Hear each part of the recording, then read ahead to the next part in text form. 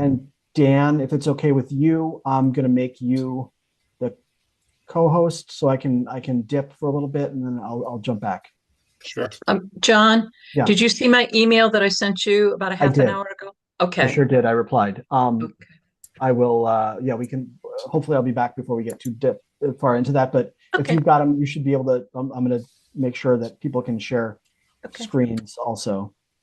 Um, yeah, everyone should be able to share screens. So if I'm not back, you can put something up. Okay. All right. Thanks. I'll be back. Okay, thank you. Okay, we have a quorum, so I'd like to call this meeting to order. This is the January 1st, January 14th, 2026 special meeting of the Town of Woodstock Inland Wetlands and Watercourses Agency. And we'll start with a roll call. Marla Butts. Kathleen Barrick. Grace Luddy. Bill Rowinski, and I don't have Mark Parker here yet. Okay, just proceed for procedural thing. Grace, have you gotten notice from the selectmen yet? Oop, oop. You're You're muted. muted. I may have missed it. I'll check and see. I don't know. Okay, they usually send something in the mail. Oh, in the mail. So, Okay. yeah. All right. So Do you they, need to, they is voted. that, do you need to know that tonight? Do you want me to go look for it? No, the minutes Okay. from their meeting on January 8th say you were appointed and Mark Parker was appointed alternate. Since you don't have the official letter, I don't know how that works officially, but as far as I'm concerned, you can participate in this discussion Okay. Thank you. if everybody's okay with that. Yes. Yes. Thank Yep. you. No problem. Okay, so before we get too far into this, trying to full screen this. Here we go. I would like to, if I get my paper. So we're going to be looking at some different application type forms this evening. So what do we want to say on why we were doing this? Marla Butts speaking. So we know that the application forms that we have currently are not really helping us to get the kind of information we need to get. And that's so that we know exactly what's going on, is what a person's applying for, what the fee is. So the thought was we wanted to update the forms and make them more usable for us and for future reference. So I used the template from Thompson, which I had drafted their application forms as a comprehensive form and made modifications to that in order to make it work for Woodstock. Now, what was posted on the web for tonight's meeting, the documents, was an old version that I had sent to Dan back in June before he left. But I had subsequently forwarded to John updated versions where I'd found errors in the ones that I had supplied. And also, Stu, you had asked when we had first looked at them when Dan was here, if we could add the fee schedule in. So in the instruction packet or the instruction sheet, I added the fee schedule in there. That's replicated in the regulations, from the regulations. And somewhere down the road, we're going to need to revise the regulations to get them up to speed with current statute and usage, as well as update the fee schedule.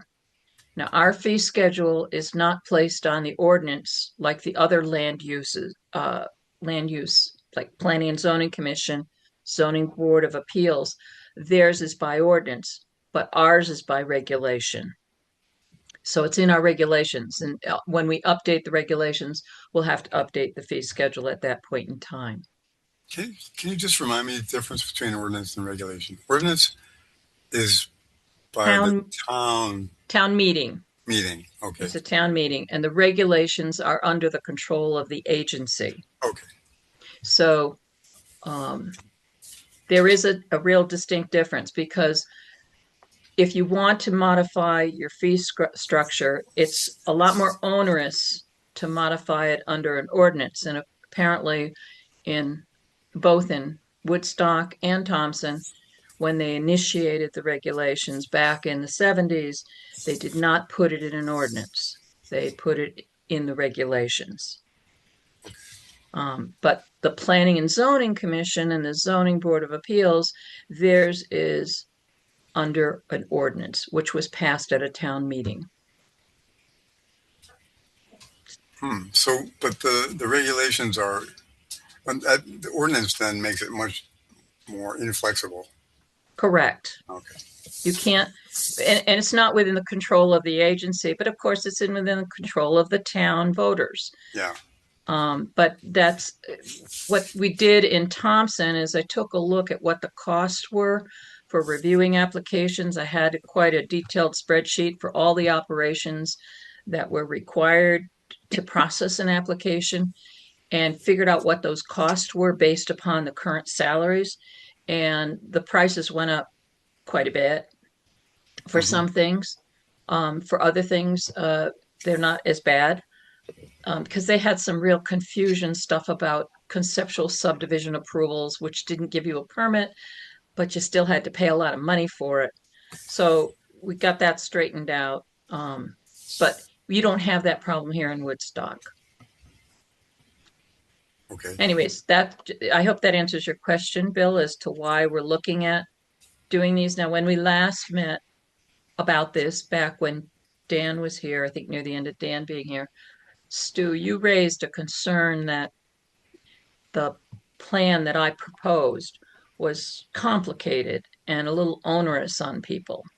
Well, onerous is too much. Yeah. But yeah. Yeah.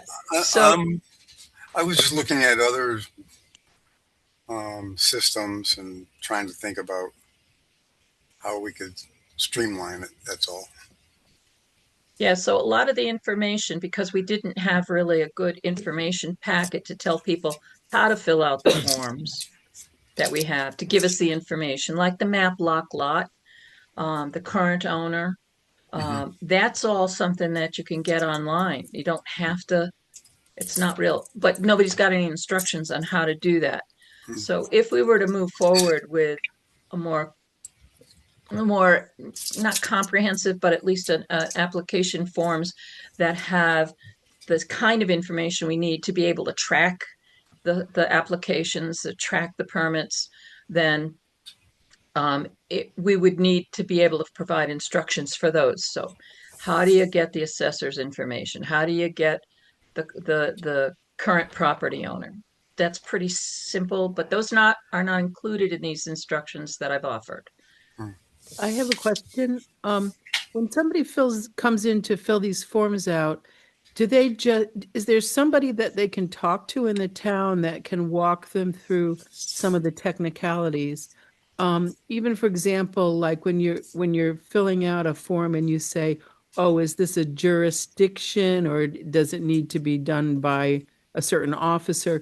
I didn't know the difference. So I was trying to imagine myself filling out these forms. And unless I was like a lawyer or a timber person, I wouldn't know. That's what your agent's there for. Yeah. So when people come in to fill out these forms, is there somebody to say, oh, it's this category, this is what you should check? Or is this a material change that you need to fill out? Just an amendment to an existing application or a new application? How do you know the difference? If they have a person to talk to, because there's an awful lot to know. Yes, so that's what the purpose of the agent is. And that's one of the concerns that I have is that right now, John has 6 hours of time dedicated a week to wetlands. Mm, When I worked in Thompson, I had 15 hours. yeah, And I had regular office hours and then I had hours by appointment. So that if somebody couldn't come in when I was normally there, I didn't have, real standard hours necessarily for most of the week because it depended on whether people needed to come and have me see them. yeah. Um, but unfortunately, John only gets 6 hours of time for wetlands, and I don't think that's enough. And the Hmm. problem is with the current fiscal situation, with them trying to drop the budgets even more. Hmm. Right now, they're 2 years ago, they created a land use department. Prior to that land use department being created, they had some monies for a town planner. There's a page for a town planner, and then there was a page for a wetlands agent, a plan. Then there, and the wetlands office, the wetlands agency never had the staff underneath its budget because originally it was in the building office and the building inspector was the agent. So everything was kind of couched inside the building office. The building clerk was the clerk for the wetlands agency. Hmm. But when the Terry Bellman left and they no longer had that assigned there, they had to get somebody else to do it. And that's when they needed to figure out how much time they needed. And at that time, I remember saying to them, you needed to have more time dedicated. The funding was coming out of the selectman's office, not out of there was no land use office at that time. Hmm. And now there is a land use office that was created 2 years ago, but the staffing is very slight because that's supposed to be your planner, your zoning Hmm. enforcement officer, and your wetlands agent. Hmm. So that's, three positions, and I don't think they have enough funding to cover the needs. Hmm. Okay. So, Or, we're or going to try to be also, as clear as we can on these forms so that, Mhm. yeah. or have somebody there present in the office that can answer questions. See, Right. the other thing I want to interject with is that John may be able to juggle everything and handle and get things completed, but that doesn't mean that anybody else can do them in the time that he's allotted to. So he's Hmm. doing it on a lower provision, a lower budget, but that doesn't mean that anybody else who takes that job can necessarily do that and Hmm. may not be likely to do that because as Hmm. far as the planning and zoning end of it, he's got a lot of experience in that. So maybe he can spit out things really fast with that. That's a big danger if somebody else, you know, steps into that position.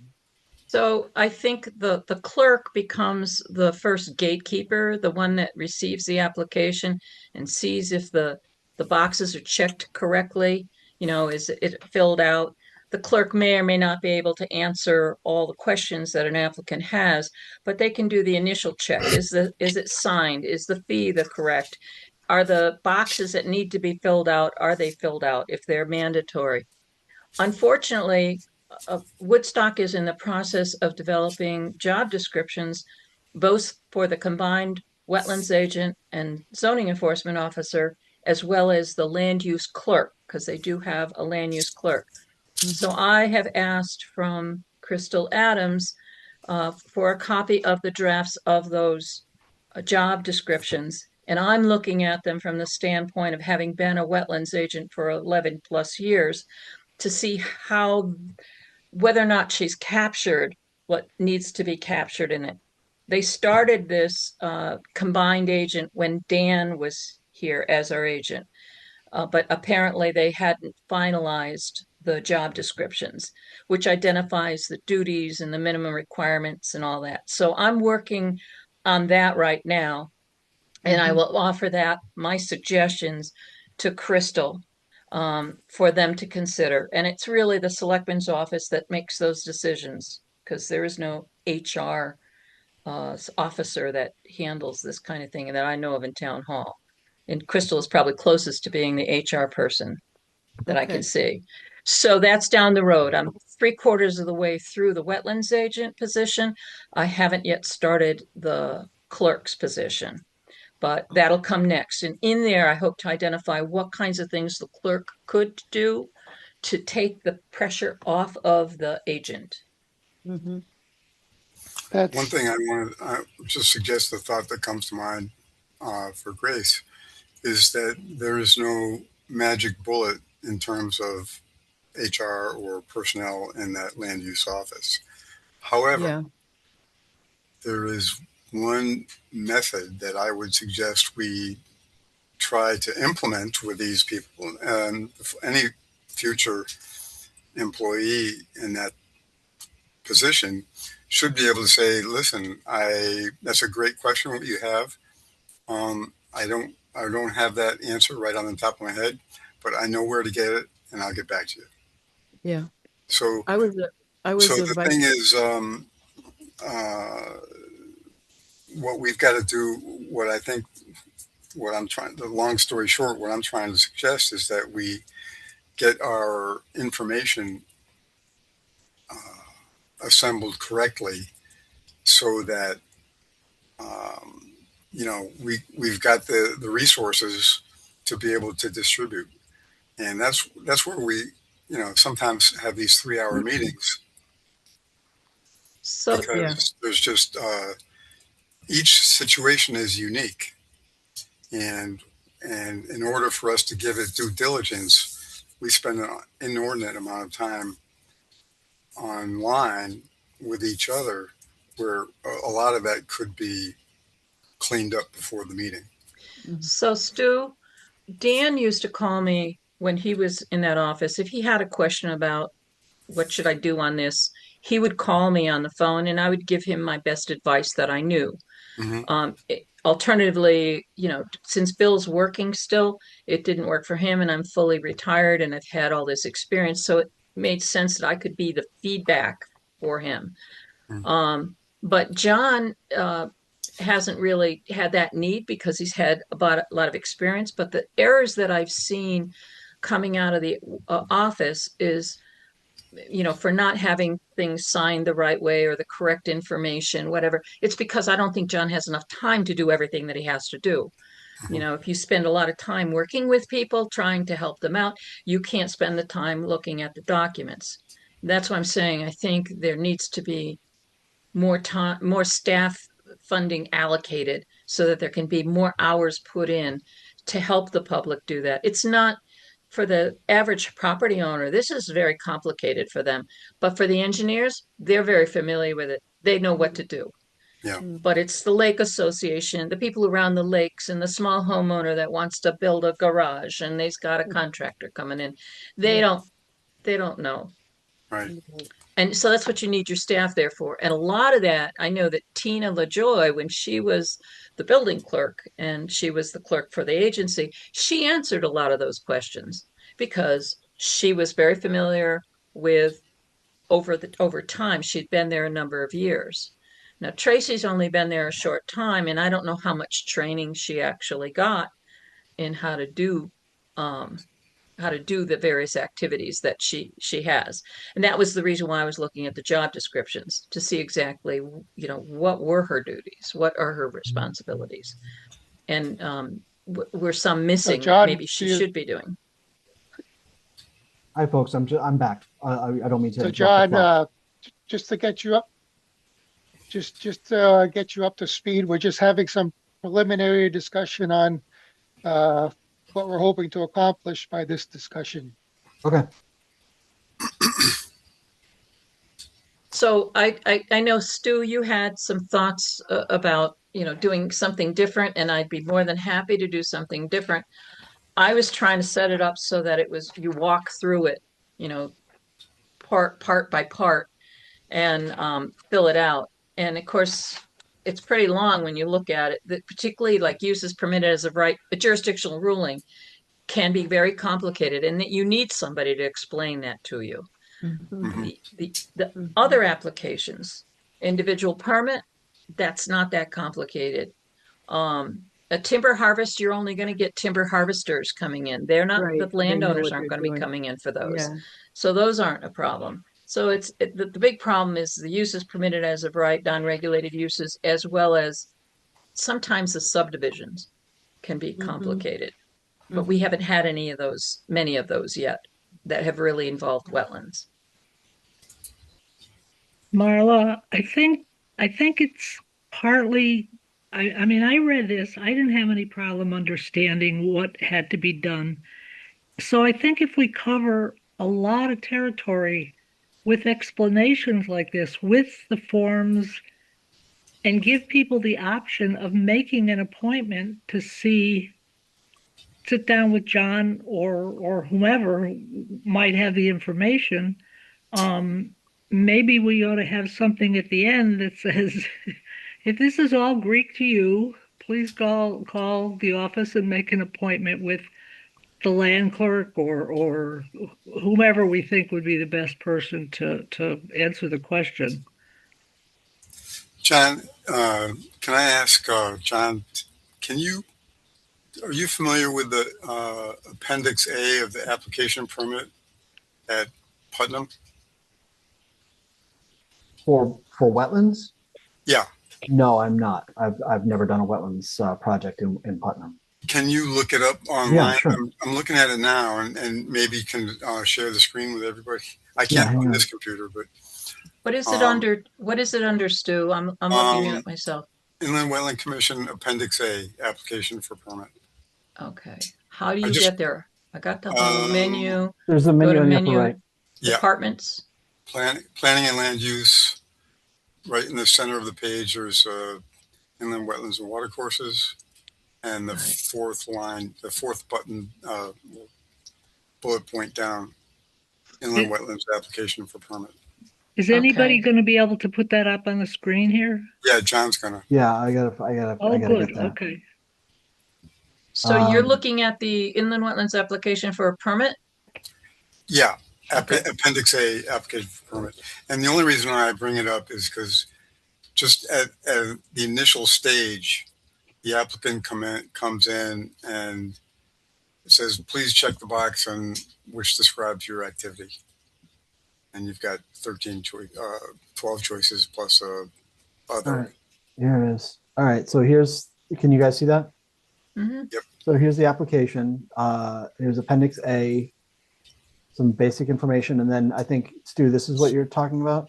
Like Scrolling down. application procedure? No? Or like this? Application The fee for schedule? permits. Application for permit, Appendix A. Yeah. There it is. Yeah. Okay. And then scroll down a little bit. So what is their main application form if this is Appendix A? Let me scroll up to the top. It's pretty basic. Oh, there you go. So There yeah, it is. Yeah. there it is. It's not Appendix A. It's just it is. Yeah, I it guess says the whole thing Appendix is A. The whole Yeah. thing is called Appendix A, I guess. So yeah, there's activity codes here. So some of the stuff that's missing from here is the location of the property. That's not Well, there. You got the landowner, no, the right here, landowner's location address, you got the applicant's address, but you got location and description of proposed activity. I'll tell you what you're going to get for that. If you don't have any details as to what it is, you're going to say it's a half a mile past the intersection of such and such a street on the right-hand side of the road. I'm not suggesting that this is the No. solution. I'm just saying that it's an approach that Yes. we could use and improve on. That's all. I mean, what's good for Putnam is good for Putnam, but it's just a suggestion as to what we may start with for Tracy and anybody that's in the clerk's office. Is like, well, okay, are we talking about a timber harvest or a drainage improvement or a pond dredge dam construction, anything like that? So you're thinking like a preliminary inquiry or like an application inquiry? Yeah, just to get us pointed in the right direction. Because I think that's where we struggle. People. Yeah, but that's not really an application form. That's more like a inquiry for assistance. Well, we could call it an initial consultation or an initial, I don't know. So that's something in addition to what we've already got. It would be kind of like a advice or solicitation for assistance kind of thing. That's it. It's like the first thing where the person says, I want to do something. Yep. It identifies what the project is all about. It's that that sets up the subsequent stages. Yeah. The other thing I Fine. find is that a lot of people, what they think they're applying for, they're really got something else that's going on. Yeah. So one of the things that this doesn't have is it doesn't have like even a diagram Right. so that you get an idea as to what's the scope of the work. Yep. Because what but I think what you're making a good suggestion about having something, an initial input. I'd like to meet with you to talk to you about this. Yeah. I could see that. But I wouldn't put this in lieu of the Oh no. application forms. This is just a guideline, just to start. Yeah, I mean, there's a lot of stuff in here that we could probably use. Well, I could try drafting up something that's kind of like uh, let's see, like a request for, um, I don't want to call it an application because it's not an application. I don't Right. want that to be confused. This is just a inquiry for assistance, which somebody could fill out and have it available to give to the agent in advance of any meeting. Mm-hmm. Yeah. So that John would have, or whoever the agent is, would have a minimal amount of information before they even came in to know, okay, this is what they're thinking of. Okay, this is what they're going to need. So when they come in, you're prepared for the meeting, as opposed to somebody walking in blind and trying to describe it to you and making Right. it a much longer meeting than Yeah, I'm what just it needs trying to be. to avoid the arm waving. Mhm. Everybody's waving their arms around here and there and pointing there up and down. And, we got to try to eliminate that. So I assume Dan is here doing the record as the recording secretary tonight. Yep. Yep, that's right. So Dan has experience having been in the wetlands office and had to meet all these people and do both jobs. He might be able to give you some input as to how it worked when he was here, because he had Tracy there too, and he was divided the same way John is. But I don't know, John, you're here full time, right? I am not full-time for the town. I am consulting for the town and am there part-time. Okay. And Dan, you were there full time, basically, as a full-time employee. Yeah. So he was there, even though he was acting in dual roles, multiple roles, he was still there that when anybody walked in, they could ask him a question. And that's a little different than somebody getting an appointment and coming and sitting down to talk to you, which is what Well, I had to do when and I was in I Thompson. think what what if we have a process that's not going to overwhelm the clerk and the agent, that will be also helpful for them. Is that they just are spinning around when they don't need to be. So uh, we can do the preliminary identification of what the project types are, what its location is, and then we'll know which way to go without spending an hour identifying what could be done by the applicant before they even come in the door. Yeah, but what we don't have, and this is where the job description becomes important, because I don't know under what conditions Tracy was hired, what her job duties were when she was hired. If they didn't have a job description at the time that she was hired, I don't know what she was expecting to do for the employment for the pay that she was getting. Mm. The more complicated the duties, the higher the pay, usually. Um, so The more experience she has, she'll just be able to say, "Oh, well, that's something I'll send over to John. He'll be in, or I can email him, or he'll be in on Thursday." And those are the kinds of things that experience will teach her. But I'm just trying to not think about the applicant. I mean, I'm trying to have preparation done by the applicant for that.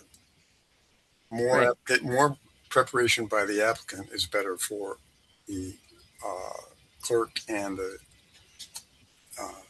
wetlands agent. Preparation. Well, right now, I don't think we have the staffing to be able to do everything that we want to do. We just don't have it, and it's not looking any better in this fiscal vintage.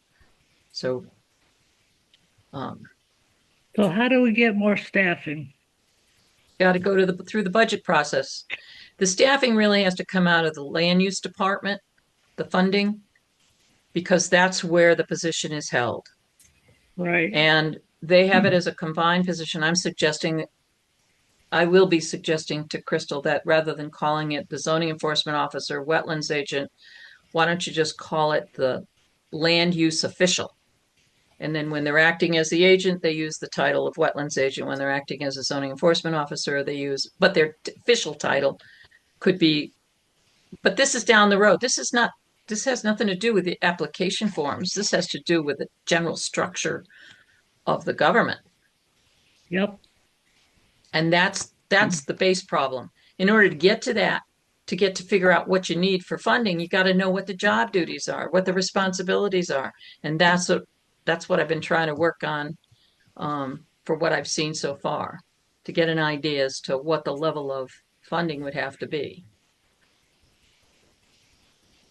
But it's starting to get late in the game because we're already into January, and the budget meetings have already been held, a lot of them. The wetlands office has given its input on its budget, but its budget doesn't have salary. So I don't know who is responsible other than the Board of Selectmen for the land use office or the land use department. So What would we try to do today at this meeting? Do we want to go through the forms, or are we discussing? well, we're going to get to that, but Okay. I just wanted to Good set some question. groundwork on what we're trying to accomplish. Kathy, do you have a question? No, somebody had a question. All right.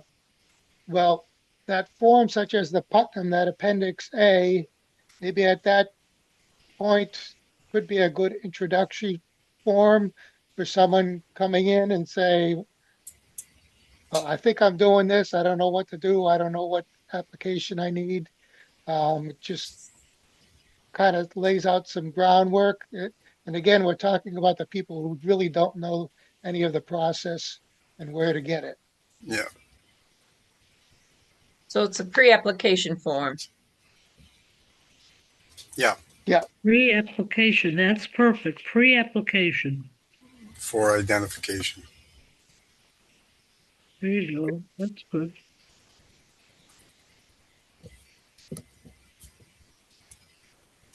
All right. So is there any further comments about that possible pre-application form at this point? Obviously, we'd have to do some work in customizing it. Dan's got his hand up. The Zoning Board of Appeals, when I was there, kind of went through a form revision process that incorporates some of this concept. That had a checklist, the application form, and a frequently asked questions sheet. I don't know if Stu wants to talk a little more on that, but and how that might have worked over the last year. Yeah, that's been very helpful. We put that together basically because of the current or the previously current application forms were outdated. And so just looking around at what other towns did, I found some pretty good incentives to follow. And, it helped us a lot restructure something that was outdated. And we kind of have that similar situation here. But it's Zoning Board of Appeals is also very complicated and subject to a lot of intent and interpretation. So is this the actual application form? Is there another form associated with this? Yeah, so this is the checklist, and then there's the application form, which is a 3-page form, property application, variance request, property information, descriptions, and butters. And then there is the frequently asked questions that Dan mentioned, which I think that's really yeah, good. That's this really is very useful. And I mean, it's I very think it's, yeah, I think a lot of some of the guidance that Marla helped put together, or maybe Marla and Dan worked on, in that sort of the applicant guidance could be pretty easily reformatted into an FAQ, which I think is a format people are pretty comfortable with. because it's educational for the applicant. If they don't know what what the big thing for ZBA, the big definition is hardship, and well, a lot of people will misconstrue or think it's about, well, hardship means I don't have any money, and that's great. Okay, I don't have any money, but that's not what a hardship means. So this helps clarify uh, the type of role that the ZBA actually has. So I think we could do that pretty well. Mm-hmm. I think there's a lot of things that people don't understand, just the language that we have, that, URA, and what the heck does that mean, and differences between watercourse and The wetlands. yeah, vernal pools, things like that. So how does people feel about making some introductory forms such as the Putnam Addendum and the Appendix A, and what the Zoning Board of Appeals has, and uh, merging that with instructions for wetlands and watercourses, permits and approvals? I'll just add one more thing. The other thing is that it gives, cooler heads prevail. Once people know what's going on, they don't get so frustrated, and they stay calm and cool through the process. And that's good for everybody. We've had some meetings. I like the latter. Yeah. I don't particularly care for the Putnam one. I like the ZBA's approach. Okay.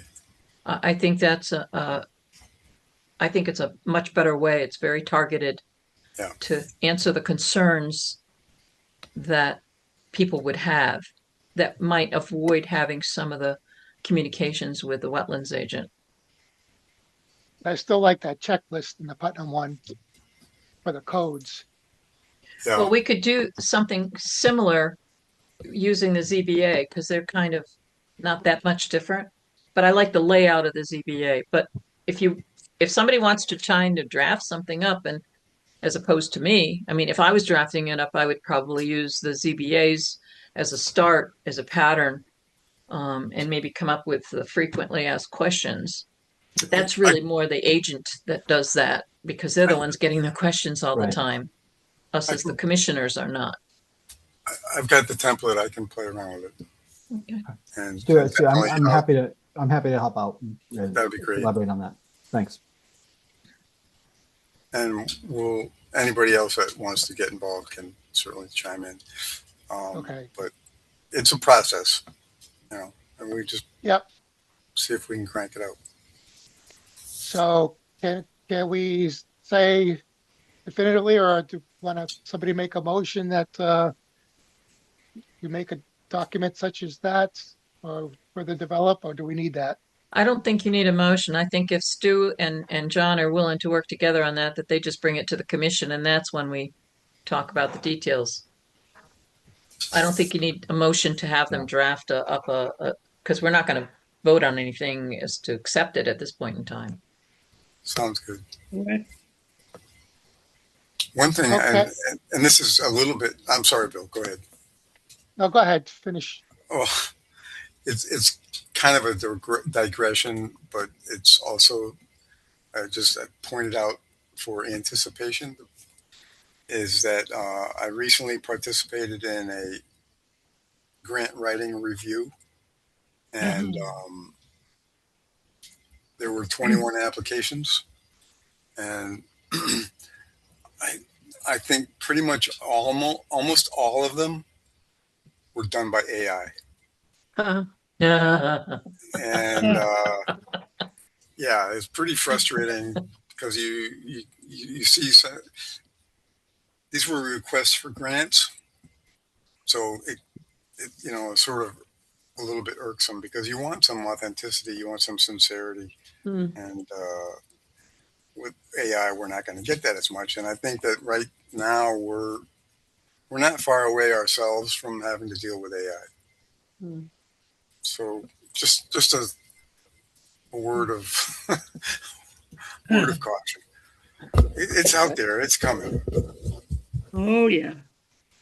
Okay, so what I'm saying here is what we're hoping to accomplish by that document is some clarity and consistency and preliminary information for getting the appropriate information.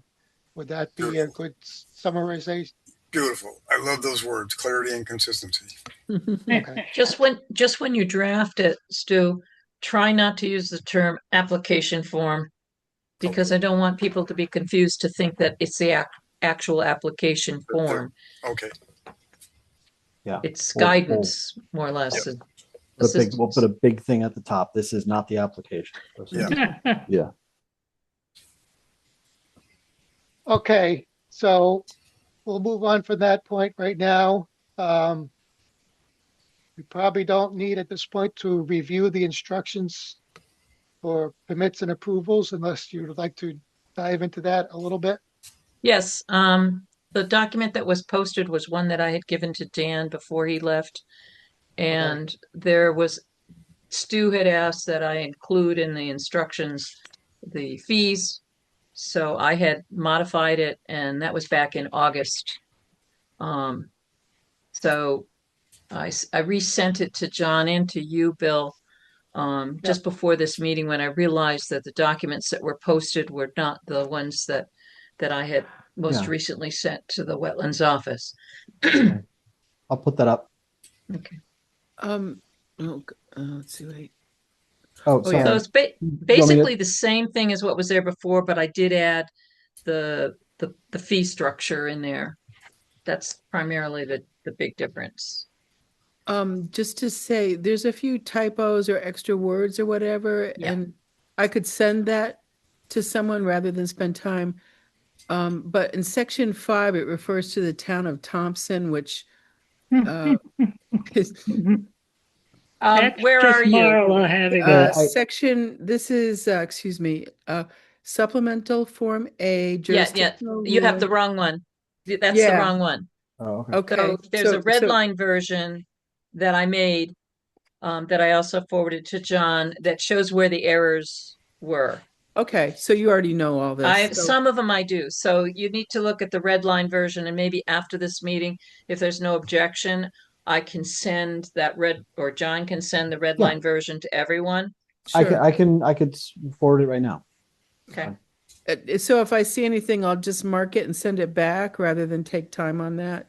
Yeah. Now. Okay. Yeah.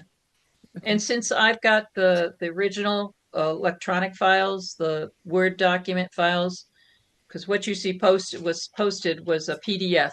Correct. And so when you do a PDF, you can either show the red line version or the black line version. And what was posted would have been a black line version anyways. And the red line version is the one that you want to see. Okay. And not only that, then you can add comments to it.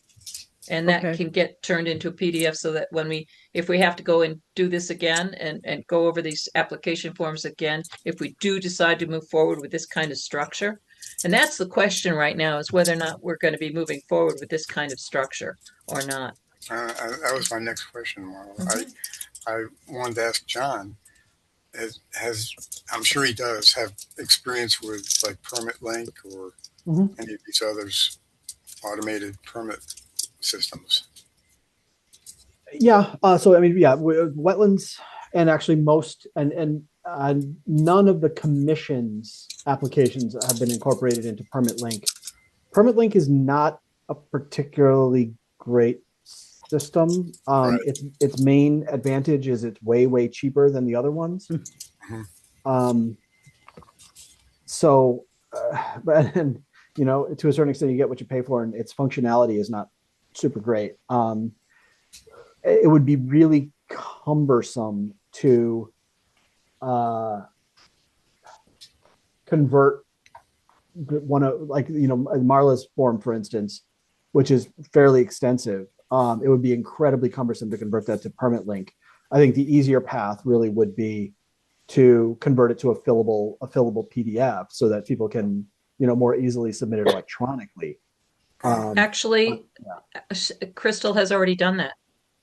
She yes, has. well, not your new version. The current forms she has converted to a fillable. Right. I don't. Yeah, no, I mean, no, not this, you're right. You're right. right. You're right. But she could convert Yeah. it Oh, yeah. to No, fillable. it's fairly easy to do. Yeah, sure. There's a real problem with permit link. Here's the problem that I have with permit link. They wanted to do it in Thompson. Now they got the zoning permits on permit link, and they've got the building permits. The problem is getting the forms created in permit link that matched what they wanted. And second, I had asked them to provide me, they were interested in seeing if we would go with permit link for wetlands. And I had asked permit link staff to send me some of the names of the towns that are using permit link for wetlands, and they never did that. And I've also talked to Chandler and told him that I think that before they go and try to use permit link for wetlands in Woodstock, you need to know how it's operating in other towns and what the problems have been in other towns. Don't just take it because somebody else is using it. Like we took our GIS because Putnam was using that GIS platform. While MapGeo was probably a better platform, they didn't go with it because they were taking the advice of somebody else. My concern is that what's going to be driving a decision like that is they're going to look for the least expensive way to go with any of these systems, so that if permit link is cheaper than hiring a staff. So here's a big difference between building permits, zoning permits, and wetlands approvals. Either you meet the standards in a building permit or you don't. You meet the zoning standards or you don't. So it's either yes or no. You meet the standards or you don't. We're subjective. We have to weigh things off. And permit link doesn't really do that very well. So I'm still not a proponent of using permit link for wetlands. I'm with you, but I'm just worried that administratively people will be looking to cut corners and save money. It's not saving money if it's your town getting messed up because of its building the things and gets sued because things weren't done right. You have to pay attention to those details. Yeah, this is what I describe at work as counting the pennies because the dollars go whizzing by too fast to count. Yeah. Yeah, it's I believe the only town I am familiar with that I believe uses permit link for wetlands is Columbia. And I haven't interfaced with the wetlands stuff there. Nobody's happy with permit link. I would be hard pressed to point to a town that would be like, yes, this is the greatest thing. All right, good to know. I just wanted to raise that in the same context of talking about AI. Oh, just one other thing, Stuart. If the town ever decides they don't want to use permit link and they want to go to another platform, they're going to have to pay for all the data because permit link owns the data, and you don't get to just convert it over to another. It's not like a GIS, data layer. You have to buy it back from them, the data.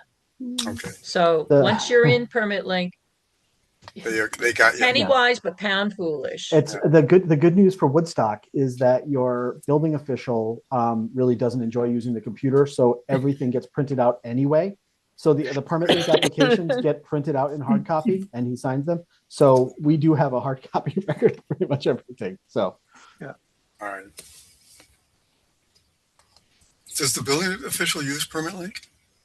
No. In Woodstock? His assistant does. Missy will pull applications off a permit link and basically print it for him, and he reviews hard copy. So yeah, the building office does use permit link, But we also use a redundant hard copy because of staff preferences. Okay. So Stu, the other thing is that in Thompson, the building clerk did all of that, but she also was the one who sent out the notifications to the zoning enforcement officer and the wetlands agent if they needed to look at the building permit application for coordination purposes. We don't do that here in Woodstock.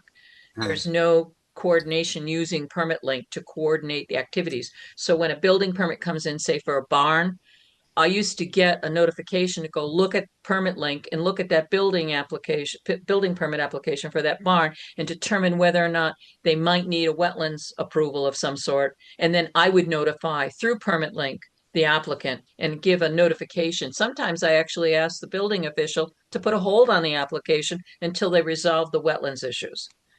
Well, We don't do that here. that just makes sense. Coordinating information for different agencies. Okay, so we've pretty much agreed that we need some sort of preliminary document for information gathering and to be able to direct people. So let's put that aside for now. Some more work is done on that. And move on. We've got a stack of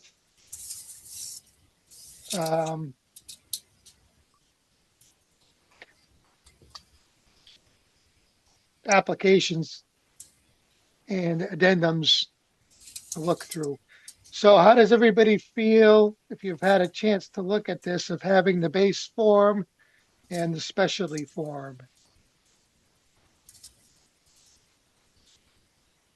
Do you want me to bring up Marla's Use the red line version, please. the red line? Okay. Yeah. And this is the sort of the combo form. Yes. So the main question right now that I'm asking is, how does everybody feel about getting all the basic information in one place and then having the specialty forms for each type of activity? I think the Any question comments? for that would be the person that's going to have to look at it first, what do they think? I mean, does it give us the information that we need, or So Thompson has been using a form very similar to this since I left back in, well, it's a year now. So I went and asked Margaret Washburn if she had any problems with the form. And she actually modified the form and added some additional questions, which she found more appropriate, particularly for declaratory rulings. So I think if you were to take a look at Thompson's form, now they use a comprehensive form, but she's made some minor adjustments to them. And I have to agree with her with some of the changes that she suggested were probably useful in having the commission get that information in a slightly different way. But I don't know, Dan, did you ever have to use, you never used the comprehensive form because you'd already left Thompson by the time this came through. It was, No, I believe. Yeah. we just kind of put them together and both left. Yep. No, Marla, do you want me to bring up the Thompson form? No, it's basically the same. Yeah, it looks pretty similar. Yeah, the Yeah. only thing is she Oh, had, I believe, yeah, on a jurisdictional ruling or on the base form, she might have added some additional questions. Yeah, let me show that. That's kind of a nice page. Yeah, that Um, was, and I agree with her that there's probably some things that needed to be modified in the one that I had.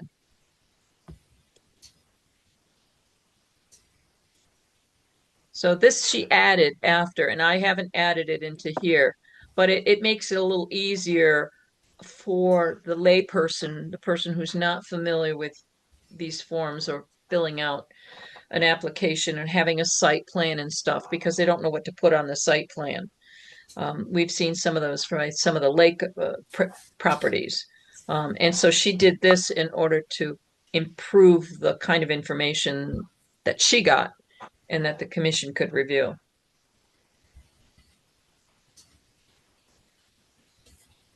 So I think that could be helpful to have that. Yeah, that seems more understandable, like from a lay point of view. Mm-hmm. But you still have to know what a wetland is and a water course is. I mean, there's not going to be any one easy way of doing this that's going to tackle, all the information to every situation. I thought Yeah, I but saw somewhere some definitions. People could be given definitions of what all Yes. these things. that's in Yes. the regulations. Yeah. So with Stu's working on that preliminary form, he was talking about coming up with frequently asked questions, There's a lot. which could answer a lot of those questions about what is a wetland, what's a watercourse, what's an upland review area. Yeah. I think that would be a great approach. I mean, I think what Grace says is, I was thinking the exact same thing. I mean, a lot of times when you get forms for different things, I mean, insurance or whatever, as a matter of fact, I've got piles of them on my desk right now because insurance is all changing. But anyway, um, there's always a definition page that says X means this and this and this and this. Y means this and this and this and this. And I think that would be a good place to start, to pick out all the things like jurisdictional ruling means. Kind of like an instruction booklet. We Yeah, do yeah. we do have it in the regulations. Maybe we can just Yeah, pull it over. tack it on. Yeah. So I think if you had an instructions for inland wetlands and watercourse permit approvals, that be significantly expanded because that's just advice. That's not the application form. Right. Kind of like if you do your taxes, do yourself, they have sections in there that explain what things are. Yep. DEP is a good place. If you go look at theirs, they have similar kinds of forms where they have a base form. And then if you're doing this kind of work, you attach this form. If you're doing that kind of work, you attach that form. And then they have kind of like a little instructions that go along with it. And if this is electronic, you could actually have stuff, you could click here to see a definition, like a comment. Yep. Yeah. Okay, where's AI when you need them? Call them up. Do we have another word besides base form? I don't know why. Every time I hear that, I think base. Ooh. I'll just ask that everybody think about it and maybe come up with a better word than base. Somebody said, I think, comprehensive form at one point, or was that, am I remembering that wrong? Well, the whole thing is a comprehensive application form. So it covers all the applications that we had, except for modification of a permit, transfer of a permit, extension of a permit. Those three things are subsequent to issuing an approval. These are when you're first getting an approval. Well, how about something like standard required information for all activities? Preliminary. I mean, or well, it's not preliminary. It's either correct or it's not. So I think standard, not base, standard. What did you say, Dave? What did you say, Fred? You said standard. After standard, I don't recall it. Oh boy. Listen to the tape.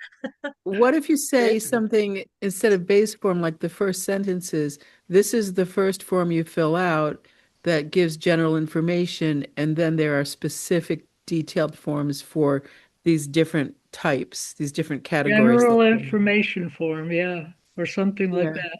That's. Or this is where you start, step one. I might have said standard information for all applications. Yeah, Yeah, yeah. I think that's Um, closer to it. You got standard or general, and then specifications would follow Or specifics. required information for all Mm. applications. Well, the way the form Okay. was drafted was that unless otherwise told that it's optional, it's considered mandatory. Yeah. So, like on the first page, uh, agent designation information is optional. Yeah. Um, but um, if you are not the owner, if the applicant is not the owner, you have to provide the owner's information. But the email is optional. That's farther down on that page. So you'd be required to give information about the street address, the map block lot, the volume. Now, maybe some of this information isn't really necessary, like the deed. You can get that off the internet, but the map block lot you really should have the assessor's reference because a street address, particularly for those properties that have no buildings on them, they don't have a numbered address. And it's always So zero. you Yeah. have they're not zero, not in Woodstock. They are in Thompson, but not in Oh, Woodstock. we had So some. We had some come in that were. they may have come in that way, but it's not on the assessor's records that way. Okay. So you have to have the map block lot, which gives you the unique ID for the property. The question then becomes, what if you have multiple lots? Or if the property is a large piece of property that is expanding, or that they're combining two lots to do an activity, how do you record that? This doesn't allow for that, but that's an unusual situation. Because maybe they should be combining the lots before they apply. I don't know. We could put somewhere to attach additional information. Uh, there could be a note for that somewhere. As far as agent designation and information, how about we put owners in front of that, owner's agent designation and information. No, because sometimes it is the applicant's agent. A lot of times you'll have someone who has a purchase to buy a piece of property and they've hired an engineering firm to be their agent, but they don't actually own the property, but they have an option to purchase.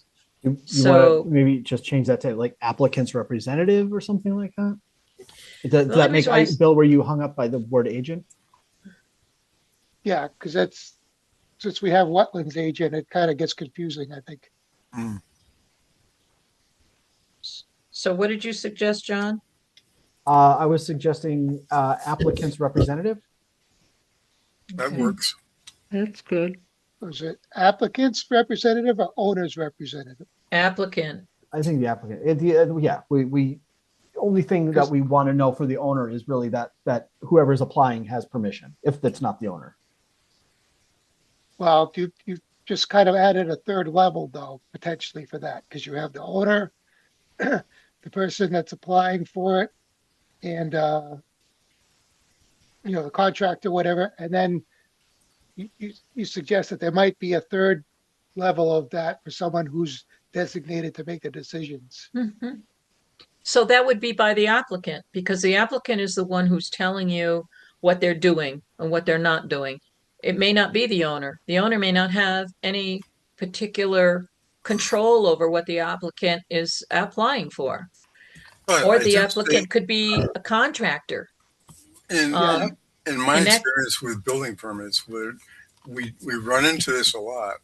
But we do have a place where the owner's name is included on the application, just to identify that is the maybe it's in transition, it's up for sale.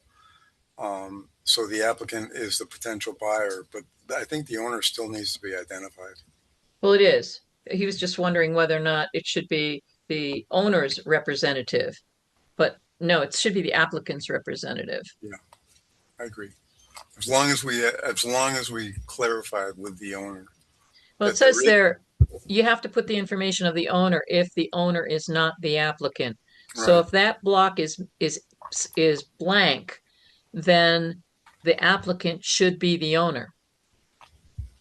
yeah, And that's something that the agent or the clerk could check by looking at the land records when the application comes in. That's one of the preliminary things that I would always do. When an application came in and there was no information about the owner, I would immediately look up the land records and say, okay, the applicant is the owner, or no, the applicant's not the owner. Where's the owner's signature on the application form? Because it's required. Because that's how we get permission to enter onto the property. yeah, that's where it goes. It starts to get into the legalese Yep. area. So you Okay. see right above the owner's information, there's a little box that says applicant's interest in the property. Check one only. Either you're the property owner or you're something else, and describe what you are. Mhm. You might say purchaser, you might say contractor, you might say option holder. Could be a number of different things. Okay, it's just like I just want to make the statement that I'm comfortable with that term agent designation, and like to see that something Yep. different that more refers to the applicant.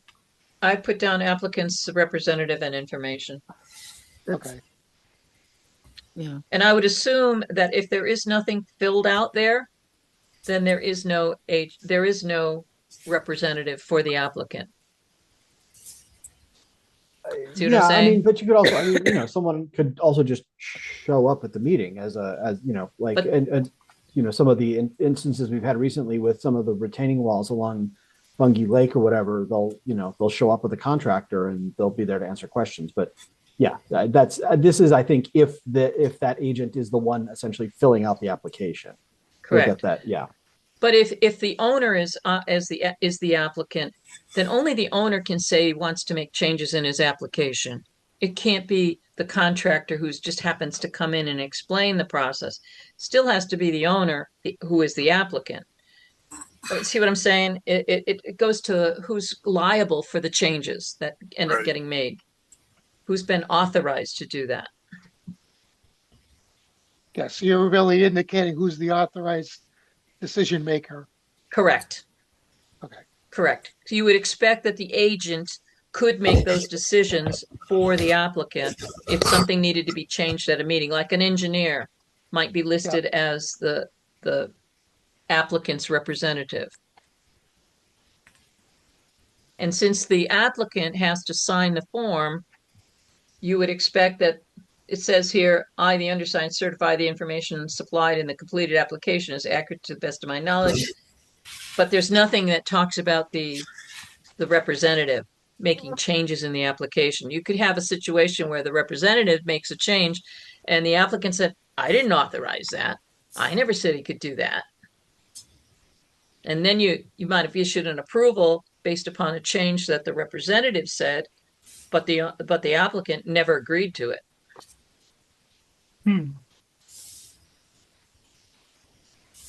So there might need to be some language on the applicant's certification regarding a representative, what the authorities of the representative are.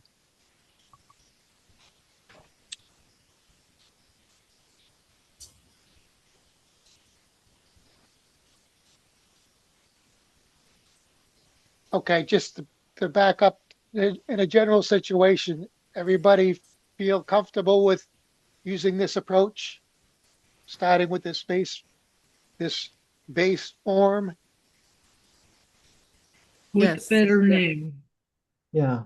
And I think what I would, and Marla, we can sort of go through this, maybe you and I Mm-hmm. in a little bit more detail. That it would, the one, the first thing that I face, in opening a document like this is you look at this and you're like, oh my God, it's 11 pages. And for something that might be like, I just want to put in a shed, I have to fill out an 11-page form. To let people know, if there's a way to let people know up front that like you don't have to fill out every line in every case, and there's sort of short paths through the complexity, if it's something simple, would be nice. Although, I mean, that's something that I can tell Yeah, people I as they're think filling it that's out, but the preliminary pages that which, it's just a little sticker shocky, yeah. So they're not, when you're looking at the base form, Yeah. they're not allowed to do multiple supplemental forms. There's only one supplemental form that they can attach. So they're not Yeah, getting okay, so 11 pages. right. Each one of these would be a separate document, like attachment A, attachment B. Oh, I You know, see. Okay, so you wouldn't have everyone. I see what you're saying. right, Yeah, you'd have the standard information form, and which then is you'd just have 2 one pages. form Yeah. attached to that, either A, Yeah. B, C, D, Okay. Based on or what you want to E. do, right? Yeah. Okay. Well, that makes Yeah. yeah. That's easy. Yeah. So I was seeing this the whole thing together, not Yeah. as. All right. So everyone fills out the base. Then based on what you're doing, Then they pick fill out the your one they want, supplemental. Right. Right. either Yeah. A, B, C, D, or E. Well, basically, talk they pick the whichever- one they think applies. Right. whichever one is applicable to their conditions. And a lot of So- people, simple homeowners, a lot of them could get a jurisdictional ruling than having to go through a wetlands agent approval or an individual permit if it's maintenance and enjoyment of a residential home, particularly around the lakes. I mean, a lot of that could be covered, and they don't realize that they don't necessarily have to go through a full application process. That could be something that could be described in the frequently asked questions. Mhm. Yes. Right, because I didn't know the difference between a jurisdictional ruling and the agent thing. So to explain that would, in a pre Q&A kind of thing would be great. Yep. So my vision, When my we're vision talking for about this, jurisdictional, we're talking about the authority having jurisdiction, correct? Yes. So AHJ is the acronym, and but it is, it just defines whether we're talking about building official, wetlands agent, or John, can you stop there? Yeah. Sorry, I was just looking for what is AHJ, Stu? authority having jurisdiction. Oh, okay. I don't know. I don't understand what you just said, Stu. Um, Sometimes there's a question between like whether this is going to fall under someone's, whether it's the building official or the wetlands agent or zoning official. Each one has their own jurisdiction. Right. Correct. They have separate applications. They have separate requirements, separate, like building code versus zoning regs. In each, there's one authority that has the I can't think of the word. It would be preeminent. No, there isn't any. Okay. You have to meet the requirements for each one.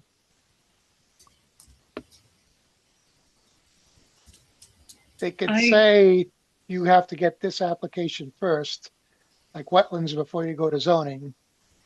But It would be smart Yeah. since Well, that could But- go on the information pages too. right. Maybe not a frequently asked question. I don't know if it would work better in that form or in something else, but There's no prohibition that somebody goes for a building permit and then comes back for a wetlands agent approval or for an individual permit. There's nothing that says they can't go for a zoning permit and then subsequently go for their but that's where your agent advises the person the best approach is to do this one and then do this one and then do this one, or do them. You could do some concurrently. You could do your building permit and at the same time apply for a wetlands and a zoning approval. So it's variable. And that's what your agent is supposed to help guide a person through, knowing how the various commissions and agencies render their decisions. I'm just bringing, my comment to that is that, I know the building official, I'm not sure if it's the same one that we have now or not. If he'd ask you if it was by the address, if it was in the historic district, and they'd say, well, we'll get permission for them first before you even start to come for a building permit. So there might be a situation where zoning says, go get wetlands approval first. That's the that's the process AHJ implies. So the AHJ in the process would be first wetlands, second building, third zoning, or Well, the statute second. does not allow, as far as I know, at least on zoning and wetlands, there's nothing that makes one prohibitive over the other. And I know that when we issue a wetlands permit, we can't condition that approval based upon the approval of another commission. Either we find it acceptable or we don't. So you can't put a condition on it that says, this is approved providing the Planning and Zoning Commission grants an approval for it. You can't do it No, but that I way. When you I could you see actually that happening the other way around. Mm-hmm. yeah, you're not allowed to get if you need a wetlands permit and a planning and zoning permit, you're not allowed to get your zoning permit until wetlands has acted. Is that the way the Planning and Zoning Commission operates? Yeah, yeah, they have. I don't know if they've done it in every case, but and so normally you cannot or you're not supposed to submit a planning and zoning application before you submit a wetlands application. You can submit them on the same day, or you That's could submit wetlands earlier, but I don't think you could submit planning and zoning first that's and wetlands after. yeah, that's for special permits And and for subdivisions that Right. have Sorry, wetlands yeah. on them. Right. They're Right. supposed to be submitted at the same time Or wetlands by first. statute. Yeah. But Yeah. But zoning not permits that are not not everybody special follows that or right. Yeah. yeah. See, with zoning, it's more about the area, and with wetlands, it's the classification of that area. So if there's an area being considered by zoning, and part of it is unknown classification, then they are apt to make a mistake. So that's where you have the conflict or discrepancy, Right. and that's where the proper sequence will navigate that. So getting back to Kathy, you wanted to stop at this point on the page to comment on something? Yeah, this was one of the few things I think that, one of the things that kind of made me stop. The property information, I mean, I understand we're reading the application information, perfectly rational, but if you read all of the things under the property information, the upland review area altered in square feet. I mean, it sounds more like this is not the information of the property. This is the information of what the property owner or whoever wants to do. If you've got all these other things, the only thing that seemed to me to fit is the open water body in square feet. But then I looked at the square feet and I said, wait a minute, this is, and then a total area of land disturbance. Is that, I mean, do you understand? Am I making any sense Yes. about what this is? So regardless of whether they're coming for a use permitted as of right, or they're coming for a wetlands agent approval or an individual permit, the total area of land disturbance is important because if it's over a half an acre in size of land disturbance, the erosion and sediment controls differ. They become different. For small sites less than I think it's a half an acre. It's the minimum requirement. So you're right. You're correct. This information that's in this box, the lower portion, the aerial extents of Right. things, that's something that was required by DEP's reporting form, which we've been told that DEP is going to go to an electronic reporting form. But the wetlands agent, they hadn't yet figured out how the wetlands agent is going to verify that the information is correct. So if it was in the application form itself, then the when the DEP reporting form comes in to be signed off on it, then they would have to match. So it was ever on the DEP, and typically the reporting form is supposed to be done by the applicant.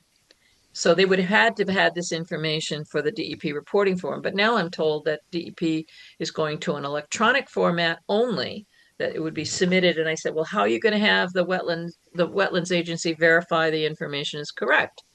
Because it's got to come somehow to the agent, to the agency to say, yeah, this is correct. So this area here that we're talking about, that's the part that Margaret Washburn had a problem with.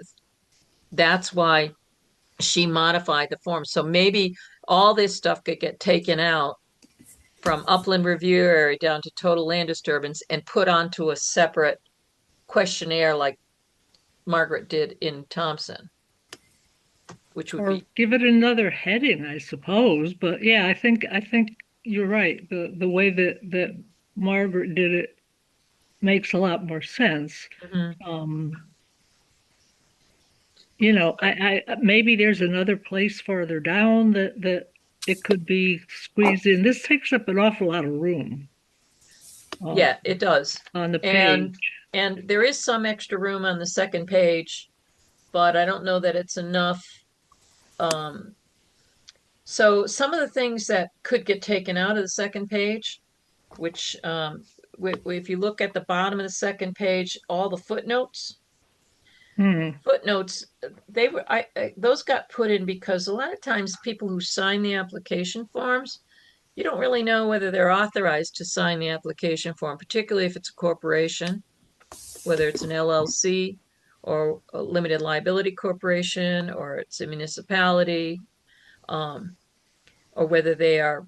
So I tried to provide definitions to provide assistance to whoever was filing the application form. It says, look, if you're this, you do this. If you're that, you do that. Yep. And but that took up space, but it made it really clear because whoever signs the application form as the applicant is putting down their statements as being accurate. And if the person didn't have the authority to sign the application form, then Yeah. it's kind of like a waste of time because from an enforcement standpoint, you have a problem. Does sole proprietor mean the individual homeowner? No, that's kind of like One person. a business. Okay, Like if you're doing business as, If you're doing okay, business without a corporation. okay. yeah, So we don't need to say, oh, if you're a regular person, none of this applies Applies. to you. A regular person, yes. I hope we get a lot of those because the rest of this is like, the Okay, problem is under under law, a person is a corporation, uh, can be a partnership, could be a municipality, because municipalities are incorporated. Um, that's why it gets kind of weird, is because the definition of person includes corporations. So I yep. couldn't use person. I don't Um, think there's anything wrong with those definitions. As a matter of fact, the one thing I thought about this is why is it in such small print where there's all this white space could have just gone into a yeah. regular size, but because it doesn't was a matter. It footnote, makes it and that's work. what it does when it does Yeah. footnotes. They make them tiny. But Yeah. yeah.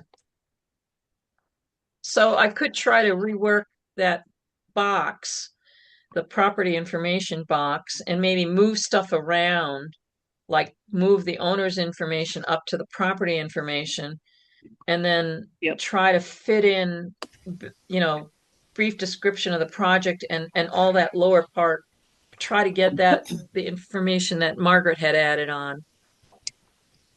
But Yeah, I there's think that would make more sense. And I think the fact that the brief project description, maybe all of those things should go in a broader space and be part of a brief project description. There you go. That's it. So down below, I got brief project description. So project description would be, okay, move that down to there and move the owner information up to next to applicant, and then the applicant's representative could go up underneath the owner's information, give me a little more space, but then I'll Yep. have to swing over onto the other page because it's too much stuff, and that'll push everything down. So could be done. I'll have to play around with Yep. it though. Yep. I have to play around with it. And I think probably on the second page, don't need to have the application number there.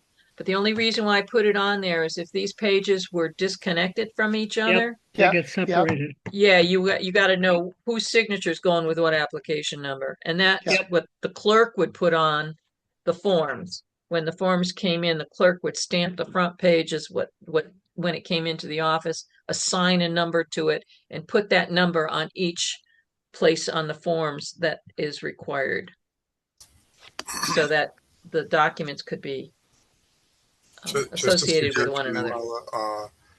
in the verbiage about ownership and or representative of the owner, Yep. you could just use the word entity. Perhaps in the verbiage might be appropriate some places. You mean the applicant's representative? Yeah, we're talking about different characteristics for each one. So, an entity that is representing the process on the property is different from the governing AHJ. So whether that's wetlands or zoning, whatever, it's always the entity would be referred to as someone related to the owner, someone related to the builder, someone related to the professionals such as engineers. Then you don't know what they're there for. You don't know if they're authorized to make changes on the plans. So anybody can come and represent the applicant to the extent of saying, like Daniel Blanchette frequently does, I'm the engineer and he describes it and stuff. But if there's changes that need to be done to the plan, he is not designated as the agent for the applicant. So he's going back to the applicant, his client, to see whether or not they're willing to agree to it or not. Hmm. So it does make a difference, the word that you use. Yeah. Yep. I can play around with it and come up with something else. See if I can get some of Margaret's Just, stuff in there. just a suggestion as an option where appropriate. So just getting back to the original approach of this is that you could have some bins on the office wall, and the lowest bin would be this base form, and then you could just pick and choose whichever supplement you need off of that. Right. That's how it would work. Yeah. Or you're downloading it from the web because each form, supplemental form, would be separate from the Yeah. other and the base form. Or we're not calling it a base form. We're calling it the Yes. standard information form. As long as they're walked through so that they can orient themselves to it. Yep. Okay, do we want to have any further discussion or comments on this? Well, just a clarification, those forms would be posted on the website. Correct. Separately. Yeah. They're separate. Downloads. Separate downloads. Yep. Now, Margaret told me she had one applicant come in and check two boxes and checked a jurisdictional ruling and then looked for a wetlands agent approval at the same time. And I said, it says check one. Covering all the bases. Yeah. Right. So, They just may not know. Yeah. they have an application fee for a jurisdictional ruling, which is $30.